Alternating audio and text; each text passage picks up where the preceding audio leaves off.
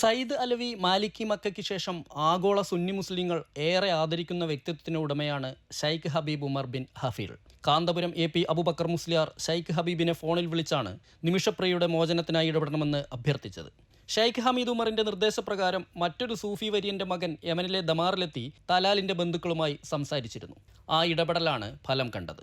ലോകത്തെ ഏറ്റവും സ്വാധീനമുള്ള മുസ്ലിം പണ്ഡിതരുടെ പട്ടികയിൽ ആദ്യ സ്ഥാനത്തുള്ള ഷൈഖ് ഹബീബ് ഉമറിന് ലോകത്തിന്റെ പലയിടങ്ങളിലായി അനുയായികളുണ്ട്. തന്റെ സ്വദേശമായ യമനിലെ താരിമിൽ സ്ഥാപിച്ച ദാറുൽ മുസ്തഫ എന്ന ഇസ്ലാമിക സർവകലാശാല കേന്ദ്രീകരിച്ച് വൈജ്ഞാനിക പ്രവർത്തനങ്ങൾ നടത്തുന്നു. ഷൈഖിന്റെ ശിഷ്യന്മാരാണ് 50ഓളം രാജ്യങ്ങളിലെ ഇസ്ലാമിക പ്രബോധന പ്രവർത്തനങ്ങൾക്ക് ചുക്കാൻ പിടിക്കുന്നത്. ലോക പ്രശസ്ത പണ്ഡിതരും തത്വചിന്തകരും എഴുത്തുകാരും ഉൾപ്പെടുന്ന വലിയൊരു ശിഷ്യനിര അദ്ദേഹത്തിനുണ്ട്. 70ഓളം രാജ്യങ്ങളിലെ വിദ്യാർത്ഥികൾ നിലവിൽ ദാറുൽ മുസ്തഫയിൽ പഠനം നടത്തിക്കൊണ്ടിരിക്കുന്നു. ഷൈഖ് ഹബീബ് ഉമറിന്റെ ശിഷ്യൻ ഹബീബ് അലി ജിഫ്രി സ്ഥാപിച്ച ത്വാബ ഫൗണ്ടേഷൻ സാമൂഹ്യശാസ്ത്രത്തിലും തത്വചിന്തയിലുമായി നടത്തിയ പഠനങ്ങൾ ആധുനിക സമൂഹത്തിലെ ഇസ്ലാമിക പ്രബോധന മേഖലയിൽ മികച്ച സംഭാവന നൽകുന്നു. വർത്തമാന മുസ്ലിം സമൂഹത്തിലെ എല്ലാ സുന്നിധാരകളും ഷൈഖ് ഹബീബ് ഉമർ ബിൻ ഹഫീലിനെ അംഗീകരിക്കുകയും ആദരിക്കുകയും ചെയ്യുന്നുണ്ട്.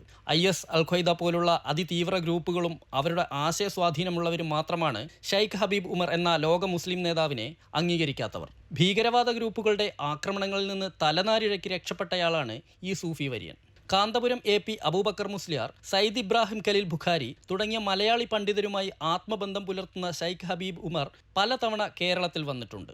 മലപ്പുറം മഅ്ദിൻ അക്കാദമിയുടെ ശിലാസ്ഥാപനം നിർവഹിക്കാൻ വേണ്ടിയായിരുന്നു ആദ്യമായി ഇദ്ദേഹം ഇന്ത്യയിലെത്തിയത്. മർക്കസ് നോളജ് സിറ്റിയിലെ മസ്ജിദിന്റെ ഉദ്ഘാടനം നിർവഹിച്ചതും ഷൈഖ് ഹബീബ് ഉമർ ആയിരുന്നു. കാന്തപുരം AP അബൂബക്കർ മുസ്ലിയാർ അസുഖബാധിതനായപ്പോൾ അദ്ദേഹത്തെ സന്ദർശിക്കാൻ വേണ്ടിയായിരുന്നു ഷൈഖ് ഹബീബ് ഉമർ അവസാനമായി ഇന്ത്യയിലെത്തിയത്.